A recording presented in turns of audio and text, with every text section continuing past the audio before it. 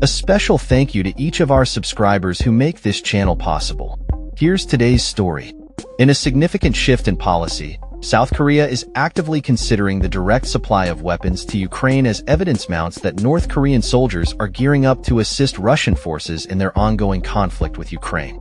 This development comes on the heels of alarming reports from South Korea's National Intelligence Service, NIS, which disclosed that North Korea has dispatched 1,500 Special Forces personnel to Russia's Far East.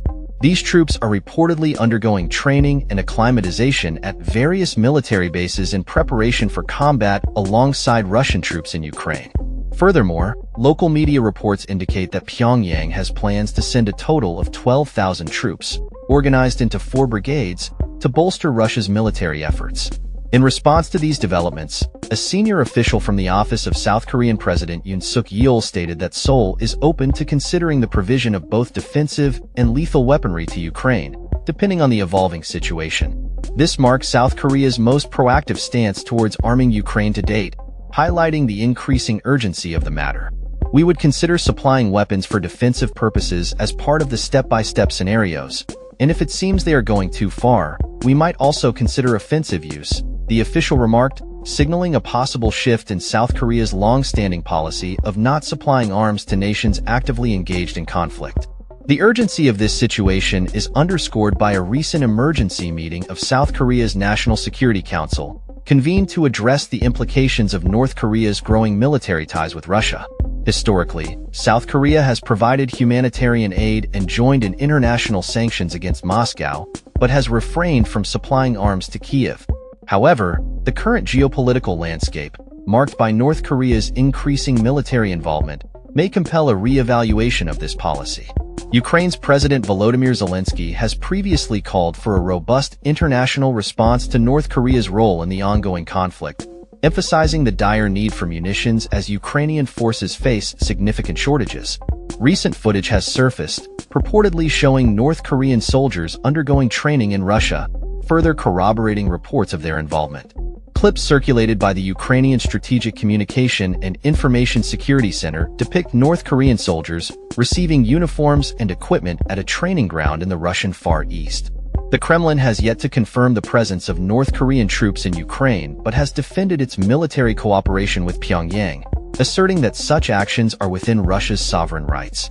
North Korea's leader, Kim Jong-un, and Russian President Vladimir Putin have been strengthening their ties, seeking greater military and economic collaboration in light of their respective international isolation due to Russia's invasion of Ukraine and North Korea's nuclear ambitions.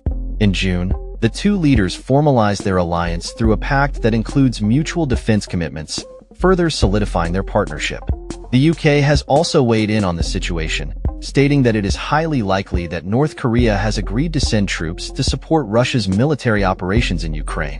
Dame Barbara Woodward, the UK's permanent representative to the United Nations, remarked that as Russia struggles to recruit soldiers, it increasingly turns to North Korea for assistance, describing Putin's actions as desperate and a potential threat to global security. In light of these developments, South Korea has expressed its intention to counteract the military cooperation between Russia and North Korea.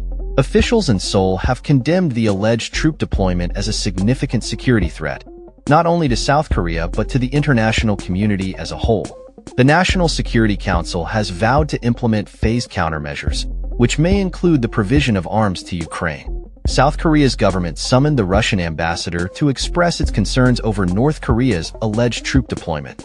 While North Korea has dismissed these claims as baseless, South Korean officials have remained resolute, stating, "Sending troops to Russia's illegal war of aggression in Ukraine is a significant security threat not only to our country but also to the international community." As tensions escalate, South Korea is preparing to review its previous stance on arms supplies to Ukraine, with discussions on diplomatic, economic, and military measures underway. The pressure from Western nations and Ukraine for South Korea to provide lethal weapons has been mounting, and the government is now contemplating a shift from its previous focus on non-lethal aid, such as demining equipment. The situation remains fluid, and as North Korea continues to deny its military cooperation with Russia, the international community watches closely. The prospect of North Korean troops fighting alongside Russian forces in Ukraine raises significant concerns about regional stability and security. As South Korea navigates this complex geopolitical landscape, its decisions in the coming weeks will be pivotal in shaping the future of its military policy and its role in the global response to the crisis in Ukraine. That's all for this story. We upload videos every day covering many different subjects, so hit that subscribe button to stay informed. Thanks for watching.